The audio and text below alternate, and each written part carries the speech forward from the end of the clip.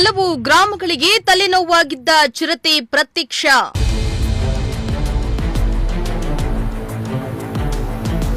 ಬೆಟ್ಟದಲ್ಲಿ ಡ್ರೋನ್ ಕ್ಯಾಮೆರಾಗೆ ಸೆರೆಸಿಕ್ಕ ಚಿರತೆ.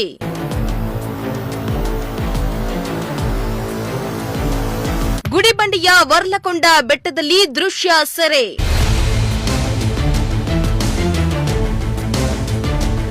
ಹೌದು, ಚಿಕ್ಕಬಳ್ಳಾಪುರ ಜಿಲ್ಲೆ ಅಂದ್ರೆ ಗುಡ್ಡಗಾಡು ಪ್ರದೇಶ. ಜಿಲ್ಲೆಯಾದ್ಯಂತ ಬಹುತೇಕ ಎಲ್ಲಾ ತಾಲೂಕಿನಲ್ಲಿಯೂ ಬೆಟ್ಟ ಗುಡ್ಡಗಳು ಆವರಿಸಿವೆ. ಅಲ್ಲಿ ಸರ್ವೇ ಸಾಮಾನ್ಯವಾಗಿ ಕಾಡು ಪ್ರಾಣಿಗಳು ವಾಸ ಮಾಡ್ತವೆ.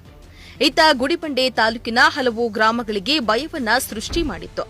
ಇದೀಗ ಗುಡಿಬಂಡೆಯ ವರ್ಲಕೊಂಡ ಬೆಟ್ಟದಲ್ಲಿ ಚಿರತೆ ಪ್ರತ್ಯಕ್ಷವಾಗಿದ್ದು, ಡ್ರೋನ್ ಕ್ಯಾಮೆರಾದಲ್ಲಿ ದೃಶ್ಯ ಸೆರೆಯಾಗಿದೆ.